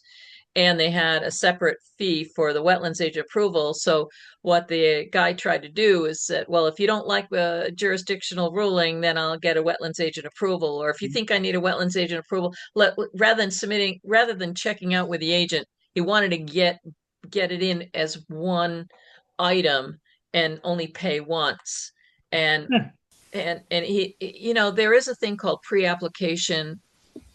An applicant who doesn't know which one to use could always come before the commission in a preliminary form and say, I'm not sure which one I should apply for. Can I get some advice from you as to whether or not this might, and the commission is kind of on thin ice when it makes a decision to say, you could come in with a jurisdictional ruling. But then if they turn around and say, no, you can't have it, you got to come in wetlands agent approval. It's not a problem for Woodstock because Woodstock doesn't charge a fee for a jurisdictional ruling. So it's not no money out of anybody's pocket. It's just a bit of time. And that's what you hope your agent can tell the applicants which one they should probably be looking for. Why doesn't Woodstock require a fee for Because it's those? not in our regulations. Right? Oh. Because you're not actually you don't actually have the authority to rule on something, to decide to approve something. You basically are just saying it's not our business. Well, no, they actually are making a ruling and they just don't have to publish a legal notice. So, Okay. but it does take staff time and the Mhm. statute allows the regulations to collect the time, collect reimbursement for the time that it took to handle this application form. And that's why they charge $30 because that's about the amount of time that it took from the time it's brought in, it's recorded and logged in, it's reviewed by staff for adequacy, and then it goes to the commission, and then a document is issued after the commission makes a ruling. So all that is cost, and Thompson is collecting those costs.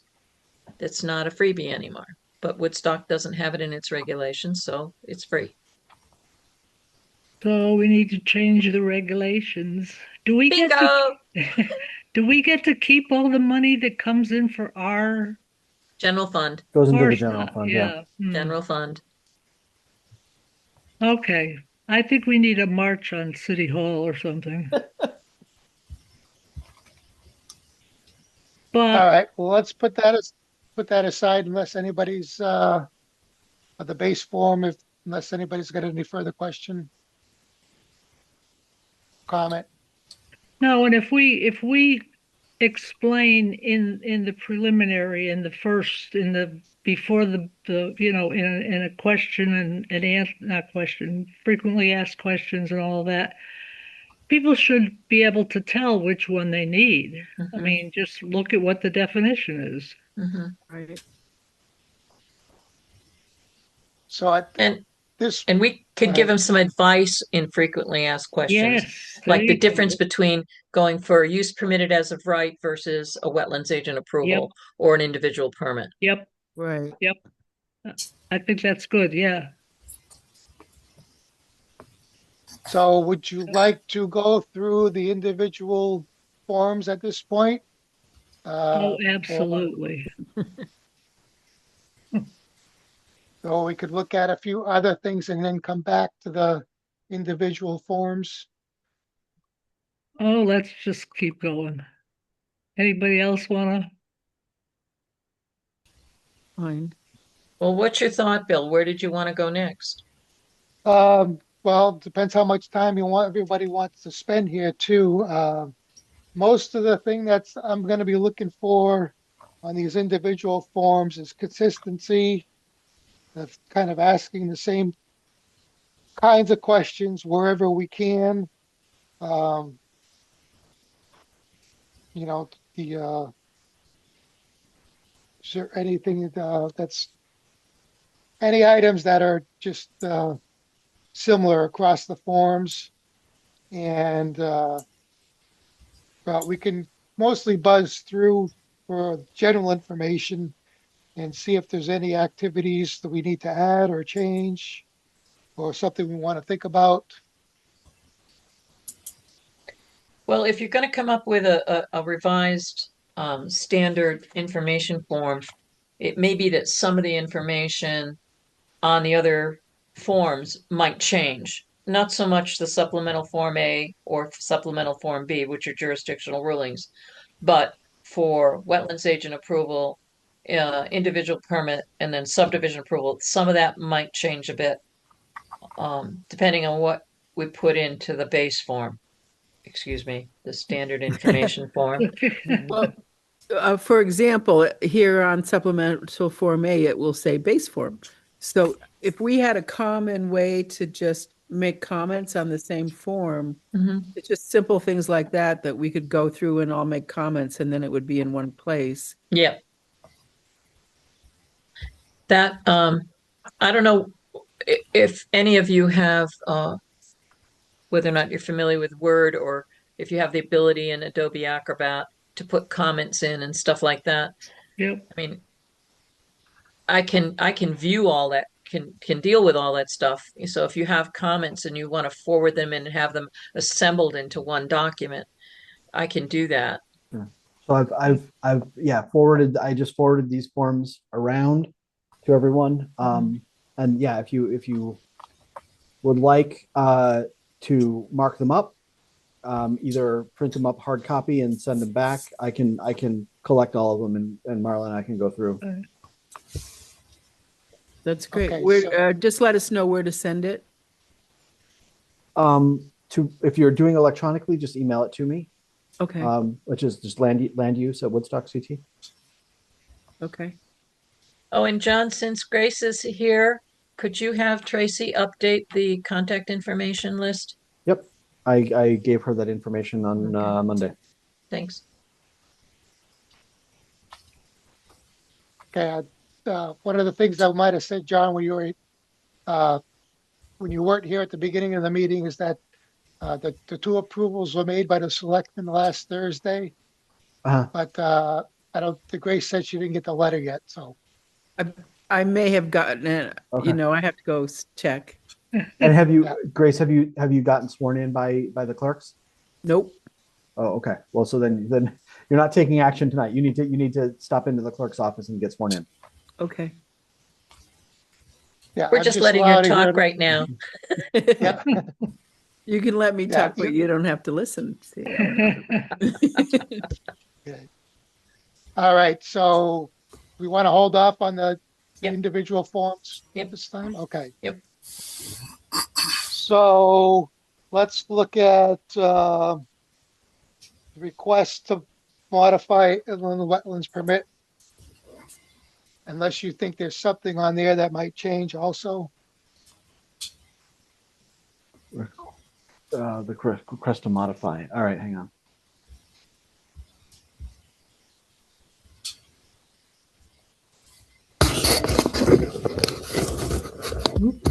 All right. Do you guys now see this request to modify? Yeah. All right. So does anybody have any questions or objections to this particular form? Do you want to save this for additional comment or give preliminary approval or wait till we have some of the other stuff done? I'm ready to These are go on sort of- this. I'm Yeah. ready to go on this. I don't, Very straightforward. Stuart, you have a comment? Just paying attention. I think that we're trying to pay attention.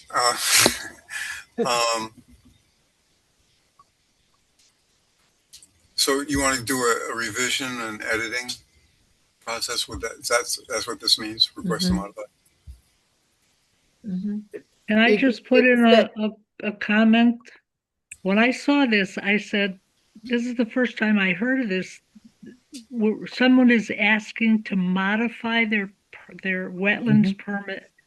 So this is not to modify their application for a permit. This is to modify Mhm. An their already in place actual permit. permit. Right. So let's say you got a permit and for some reason you started building the house and needed to move something around and your porch is now going 10 foot closer to the wetland or something like that. Yeah. Yep. Or something changed in your plans So we could also call following the it. approval. We could also call it an amendment. No, I wouldn't call it an amendment. I would call it a modification. Yeah, yeah.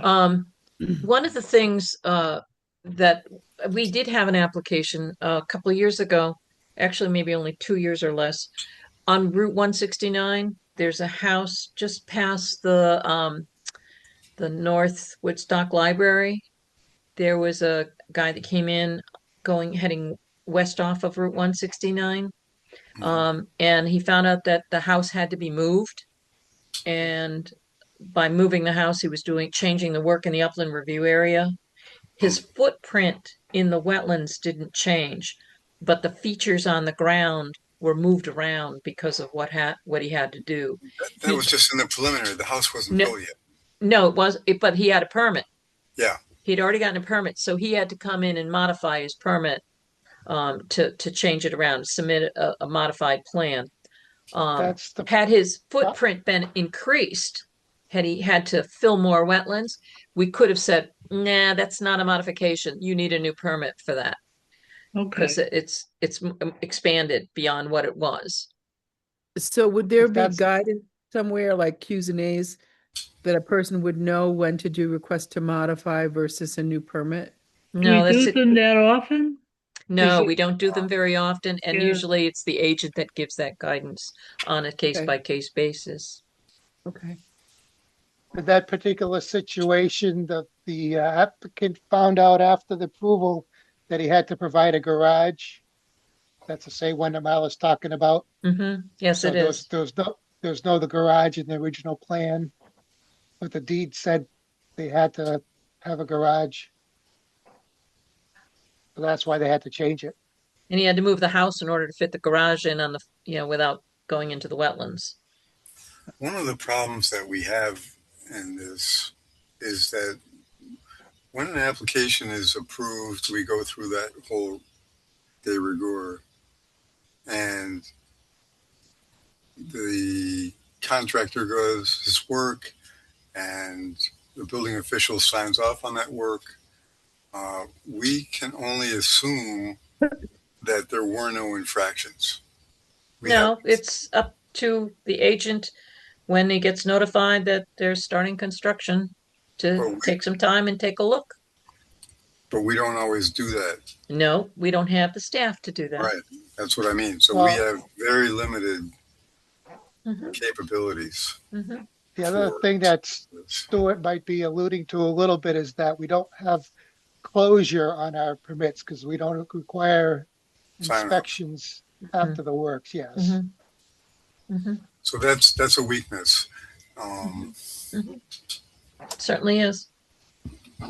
That's why you want to coordinate with the other officials, the building official, because the building official doesn't have to issue a CO if there's a problem with wetlands filling or a wetlands violation. He could hold up the building permit certificate of occupancy. So I run into this all the time around here, is that approval doesn't mean anything. It's just a big Yahoo moment, but it doesn't mean that's what gets implemented.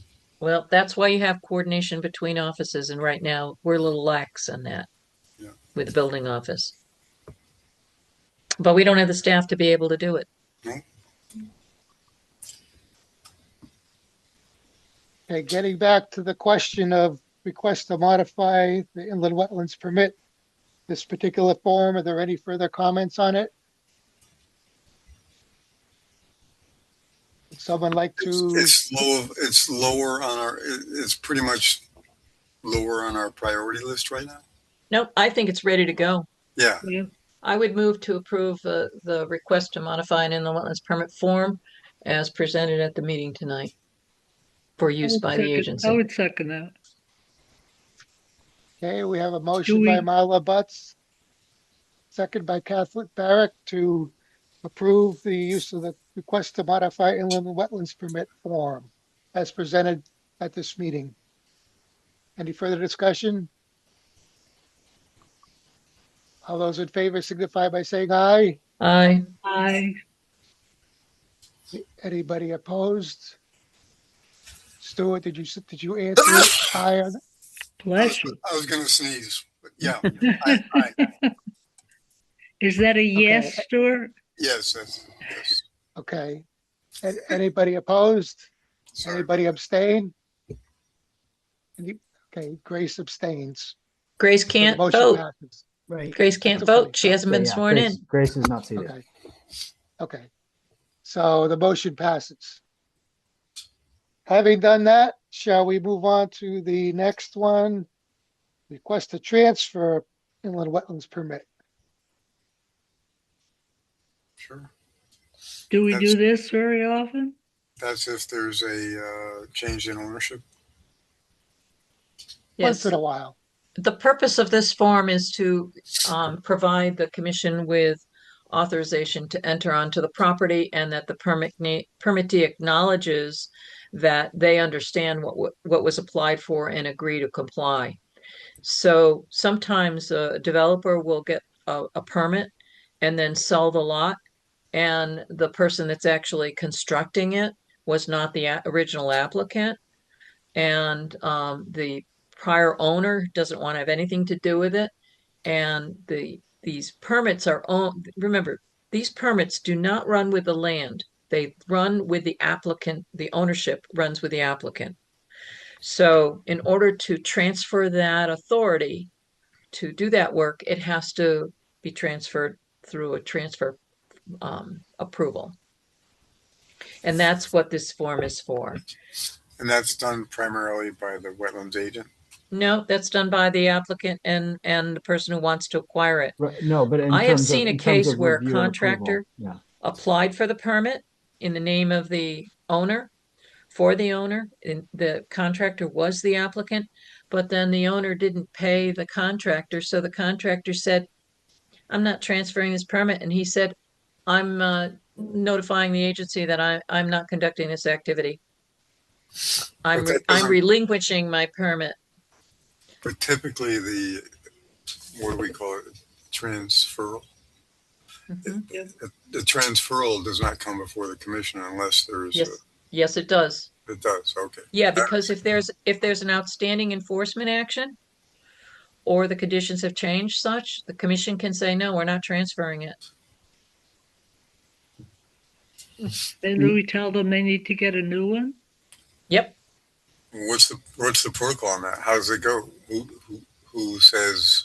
The commission denies the transfer, says that the person who wants it doesn't have a permit. If they want to do the activity, then they have to come in for a new permit. How do we even know that's going on? Well, then they go, that's why you need to be coordinated with your building office and your zoning enforcement officer. So Marla, this would you would say this is a full commission application. Would this require a fee, do you think, or would it be like a jurisdictional? I think it's more like a jurisdictional. I don't think there's anything in the regulations that speaks to the fee. Let's take a look at what the fee structure that I offered up. Is that on one of your forms that you submitted? Yeah, it doesn't reference it. It doesn't reference it. So since a legal notice doesn't need to be published, right now there's no fee associated with a transfer. But it should come before the commission because only the commission can decide whether or not its permit is going to be transferred based upon the information it gets from the agent and from the applicant or the person who wants to transfer it. Okay.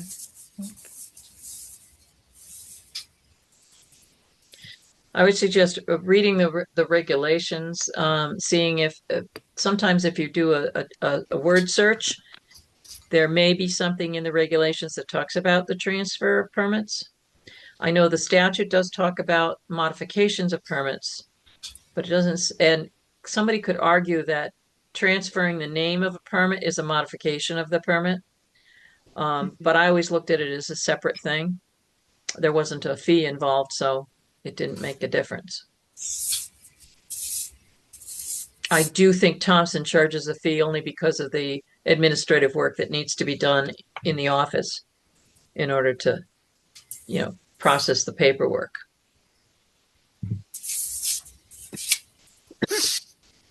So does anybody have any comments on the specific content of this form?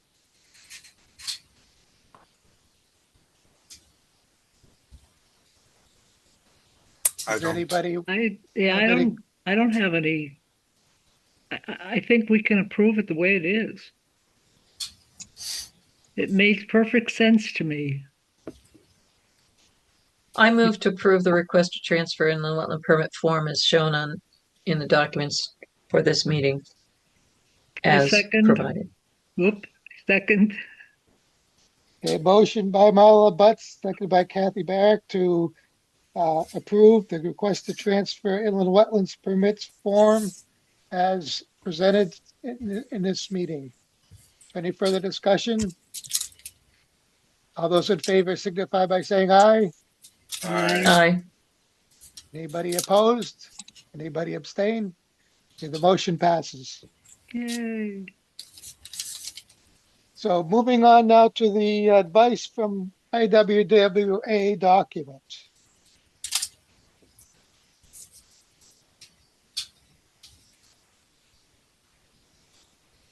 To a certain extent, should this be the basis of what Stuart and I are working on for the FAQs?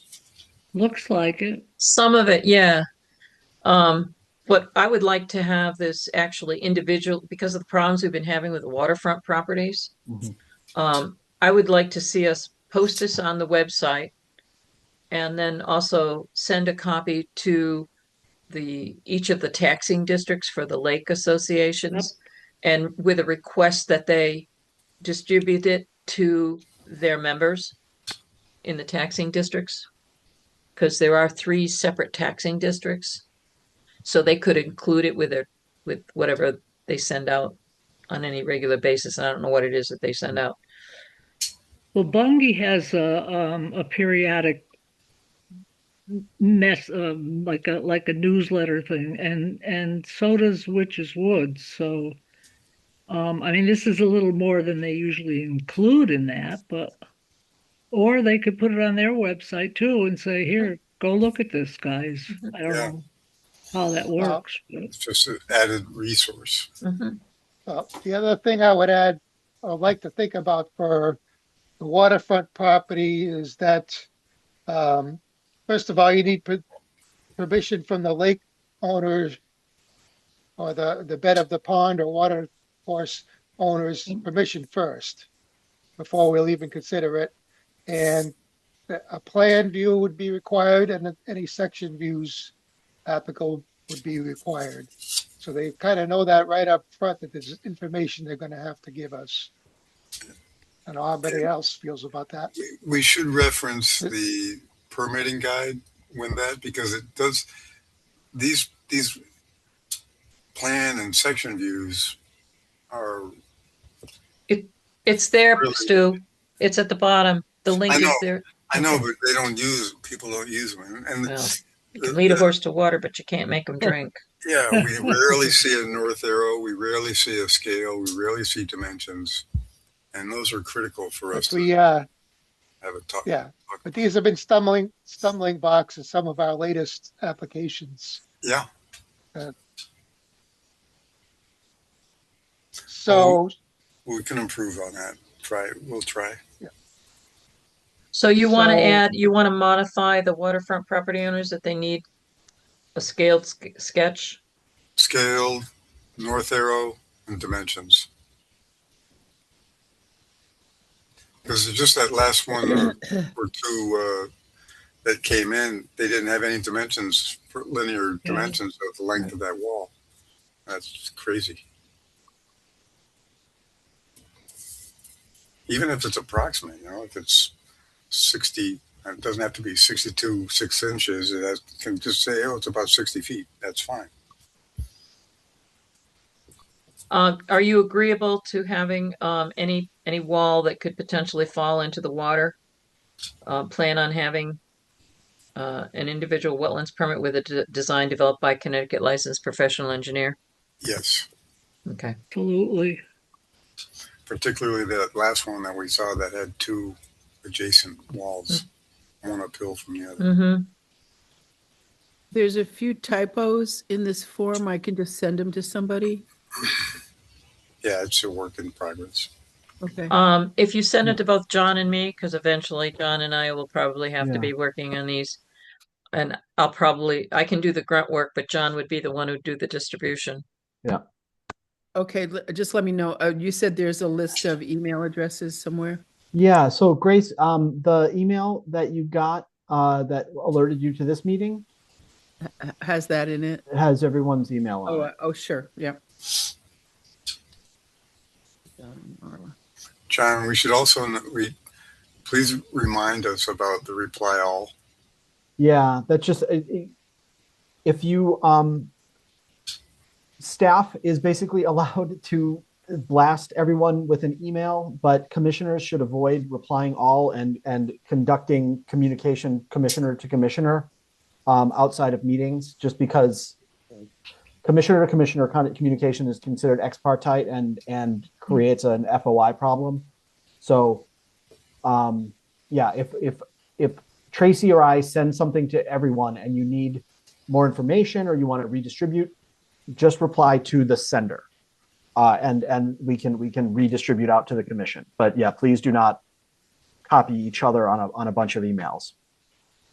So the FOI explanation you can think of as that you might be transferring information that an applicant has a right to hear, Right. but they're not in the chain, so they can't hear it. Or occasionally you like someone might see, we might send out an agenda, like an agenda with application documents in it, and someone could reply, oh geez, this application looks like it was written in crayon on the back of a napkin, and which it might be a fair comment, but then that also essentially prejudges everything, and Yeah. every commissioner is essentially tainted before you actually hear the application. So just try to avoid that. Expressing So opinion expressions.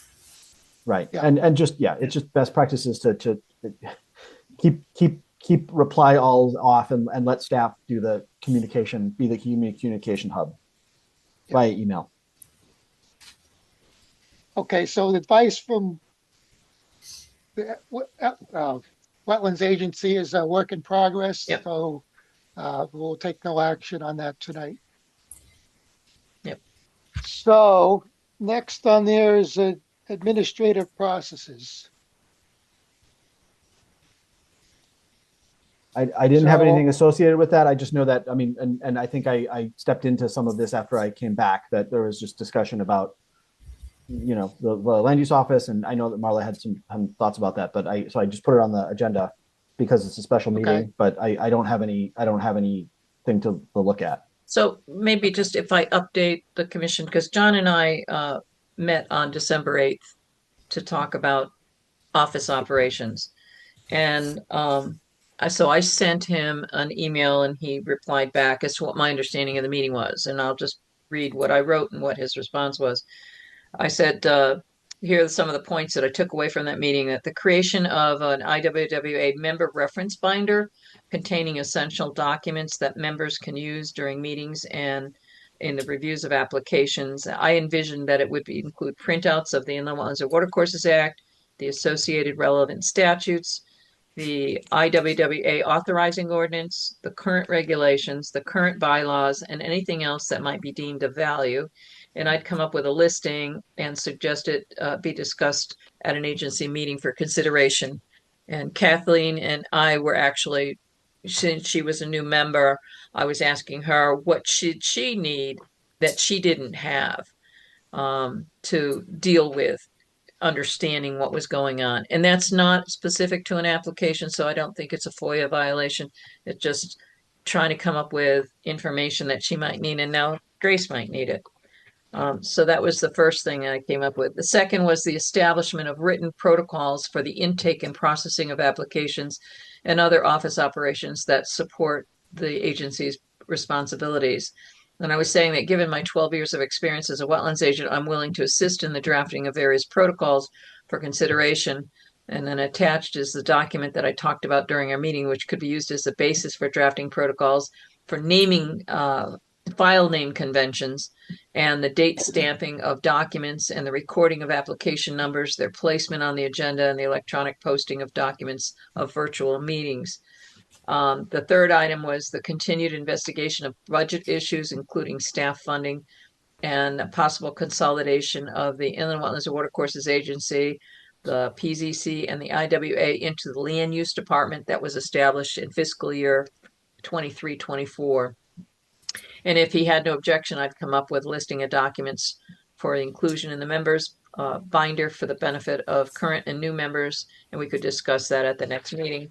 John then wrote back that he said that my summary reflected the discussion, our discussion as well. And he said, I appreciate your continued willingness to help and improve the processes as we continue to get our administrative house in order. We do think we get much better on application processing and protocols. And my concern is we've had stuff coming in that didn't have stamps on it, didn't have correct application numbers. So, John, what you missed was I ended up talking to Crystal Adams, and I got the job descriptions for the wetlands agent, zoning enforcement officer, as well as the land use clerk. And I told her that I would review it based upon my experience and give her some feedback because it hasn't been finalized. It's draft. And in there, I'm going to probably try to understand. I don't understand how the processes go in that office, but I will give her, based upon my experience, what I think it should be. It may not be what's being done now, but it'll be up to her. She told me to give it back to her because it was her draft. And then I would assume that she would then talk with you and or Tracy to find out your input from those, because it's something that the selectman's office is doing. Yep. But I'm just giving that as option so that I can understand how are you going to do protocols if you don't know what the job descriptions are. And apparently they didn't have job descriptions that were finalized. These are only draft. And she doesn't have a lot of experience in drafting them. I think Dan might have helped at some point in drafting the combined job description of wetlands agent and zoning enforcement officer. But I don't know if he had any involvement with the clerk, the land use clerk. So it's just my suggestions. It's not anything I'm saying you need to do this. I'm just saying that this is my understanding. And from that, whatever they decide to do will determine how the protocols will get written. Can't do that until you get the job descriptions. Yep, I think that's correct. So that's where that stands. Okay, so that's a work in progress too. Correct. All right, so that's the C on our agenda. We can't add anything else Can't. for something It's a else. special meeting. We can't add anything That's right. else. No, Wait a minute. I'm trying to send you something now, but are you trying to wrap up? Yep. There's nothing on the agenda left. no. Oh, shoot. I should have done this earlier. Okay, give me 1 minute. Huh. I'm sorry. We- It's just a question. I had a question about a form that we may want to consider. And I'm forwarding now. It's really just, it would go to the land use department. It would be called a notice of infraction, and just a complaint form. So do we this have? is a special meeting and we can't change the agenda. Oh, okay. So we got another meeting coming up in a Yep. couple weeks. Couple of weeks. Okay. Yeah. We can talk Yeah. about We it. can talk about So we can, that. yeah, I'll add that. We can add that to the next agenda, Stu. Yeah, whether or not we want to include that, it's something to consider. Okay, so I make a motion, we adjourn. I second the motion. Third. Okay, I'm not ready for that yet. Oh, Bill. John, comments? No, not at this point. So again, I forwarded around the, so we'll post the modify permit and the transfer permit. Everyone has gotten the combined application form, hopefully via email this evening. Please, take the next week or so, or week or two, mark it up, get it back to us. And then Stu, you and I can work on the FAQs and advice. Yeah. Okay. No, I'm I think I'm a set. Okay. I won't have anything by tomorrow. Yeah. Anybody else have a final comment? Everybody find this productive? Yep. Good Hopefully? job. Thank you, everyone. Okay. All right, so we have a Educational motion. as well. So we have motion by Marla Butts and second by Kathy Barrick. to Other way adjourn. around. No, it Kathy was the other first. way around. I made the Okay. motion. Okay. Kathy Barrick, motion, move, and Marla Butts seconded to adjourn. Any further discussion? No discussion All on those- adjournment. Okay, sorry. All those in favor signify by saying aye. Aye. Aye. You think anybody any- wants to leave, Bill? Well, I'm trying to keep it short, so